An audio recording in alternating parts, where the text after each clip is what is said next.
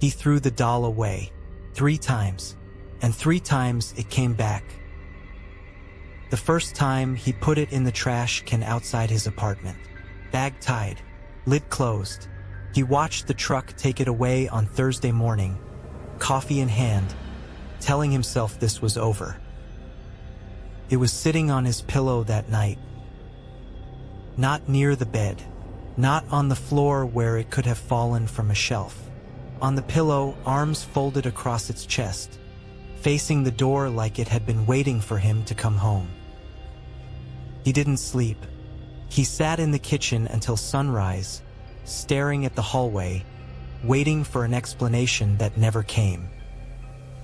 His name was Daniel, and up until that week, he didn't believe in anything he couldn't put his hands around. He fixed HVAC systems for a living. He liked things that made sense, wires that led somewhere, problems that had causes. The doll had no cause.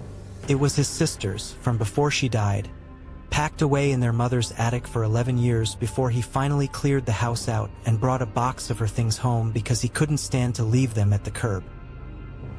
He hadn't opened that box in months. He didn't need to. He knew the doll was still in there, folded in tissue paper, exactly where he'd left it. So how did it get to his pillow? The second time, he didn't just throw it away. He drove 40 minutes to a landfill and watched it disappear under a shovel of dirt. He stood there longer than he needed to. He wanted to be sure. It was on his kitchen counter the next morning, propped against the coffee maker, dirt still caught in the seams of its dress. That was when he stopped telling himself this was a prank. Nobody breaks into a locked apartment to place a doll upright with its hands folded like that. Nobody drives to a landfill in the middle of the night to dig one small object out of a mountain of trash and leave no trace of the dig. He called his mother. She didn't ask what he meant. She just went quiet, the kind of quiet that told him she already knew and had been waiting years for him to ask. She told him the doll wasn't a toy his sister had loved.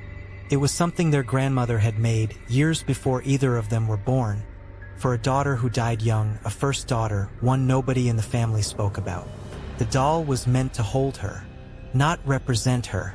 Hold her, the way a jar holds water, so she wouldn't have to be alone in whatever came after.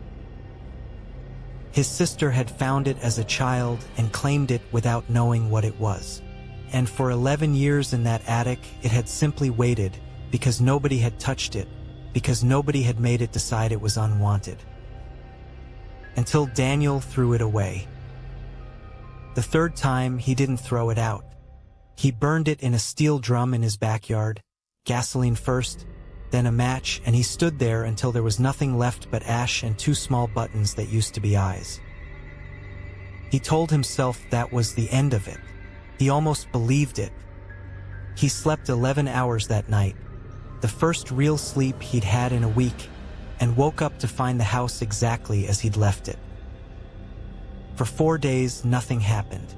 He started to think maybe fire was the one thing that worked on things like this, that some doors close for good if you burn the right thing behind you. Then his sister's voice came from the baby monitor he still hadn't unplugged from the guest room, the one he'd never bothered removing because that had been her room, once, on the visits before she got sick. 2 words, his name and then a question. Why did you let me go? He unplugged the monitor. It didn't matter. The voice came from the hallway an hour later, closer, softer, the specific pitch his sister used to use right before she cried, and he stood frozen in his own kitchen listening to something that knew exactly how to sound like grief he hadn't finished feeling. What do you do when the thing you destroyed comes back sounding more like the person you loved than the object ever did? He found the doll on the porch the next morning, whole, unburned, buttons back in place, sitting the way it always sat, arms folded, facing the door, waiting for him to understand that it was never asking to be kept. It was asking to be let go correctly. His mother told him the rest on the phone that night, her voice smaller than he'd ever heard it. The doll wasn't cursed. It was a keeper. It held what it was given until it was released the right way. A small ritual, a name spoken aloud, a burial instead of a burning, an ending instead of a disposal.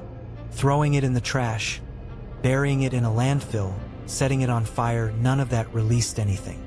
It only convinced whatever the doll was holding that it had been abandoned again. And grief, once already abandoned once, does not leave quietly a second time.